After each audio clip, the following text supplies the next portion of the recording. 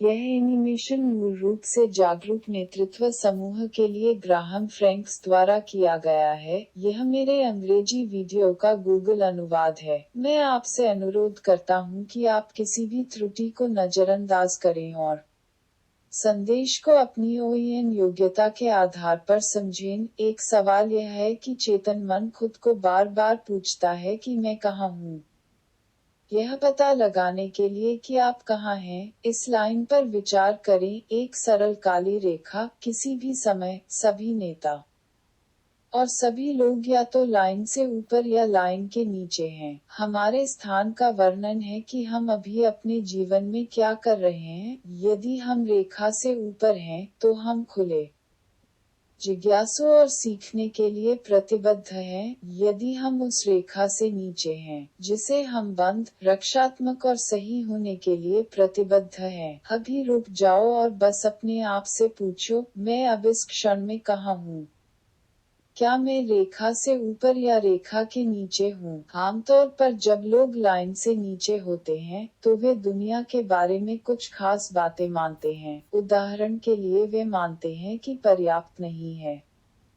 यह हो सकता है कि पर्याप्त धन, या समय, या स्थान, या ऊर्जा, या प्रेम नहीं है। लाइन के नीचे के लोग भी मानते हैं कि स्थिति के बारे में उनकी कहानी सही है। लाइन के नीचे के लोगों का भी मानना कि वहाँ एक खतरा है, कुछ या कोई व्यक्ति अनुमोदन, नियंत्रण या सुरक्षा के लिए अपनी इच्छा की धमकी दे रहा है। और रेखा के नीचे के लोग स्थिति को गंभीर देखते हैं। वे जितनी गहरी रेखा के नीचे हैं, उतनी ही गंभीर चीजें दिखती हैं। लाइन के नीचे के लोग भी तरह तरह से व्यवहार करते हैं। वे एक राय से चिपके रहते हैं, गलतियों को ढूंढते हैं और दोष देते हैं। वे गपशप करते हैं, समझाते हैं, तर्क करते हैं और औचित्य देते हैं, अभिभूत होते हैं और संघर्ष से बचते हैं, या वे जीतने के लिए संघर्ष का पीछा करते हैं।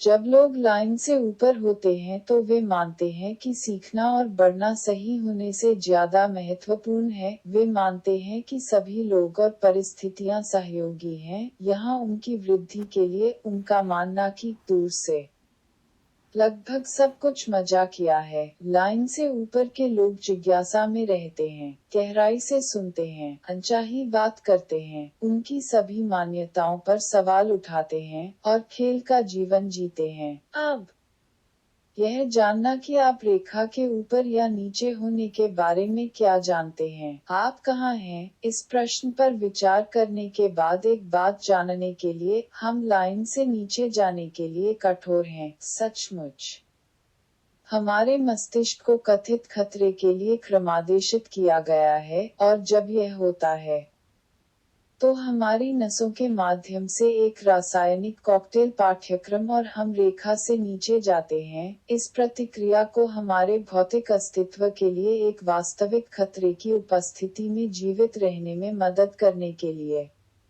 डिजाइन किया गया था। आधुनिक समय के नेताओं के लिए एक मुद्दा यह है कि अक्सर हमारे दिमाग हमारे भौतिक अस्तित्व के लिए खतरा और हमारे अहंकार या पहचान के लिए खतरा के बीच अंतर नहीं बता सकते हैं। जब हम अपने अहंकार के लिए खतरा महसूस करते हैं तो हम प्रतिक्रिया करते हैं और रक्षात्मक हो जाते हैं। इसलिए कई मायनों में रेखा के नीचे होना स्वाभाविक और सामान्य है, लेकिन जब हम लाइन से नीचे होते हैं तो हम उच्च रचनात्मकता, सहयोग, नवाचार और संबंधपरक कनेक्शन की स्थिति में नहीं होते हैं। हम बस जीवित रहने की कोशिश कर रहे हैं। यदि वे उत्तरजीविता मोड में हैं तो नेता आज कामयाब नहीं हो सकते। इसलिए जागरूक मानसिकता की पहली गतिविधि स्थान है। इस क्षण में मैं कहाँ हूँ, खुद को और दूसरों को हमारे वर्तमान स्थान के बारे में सच्चाई बताना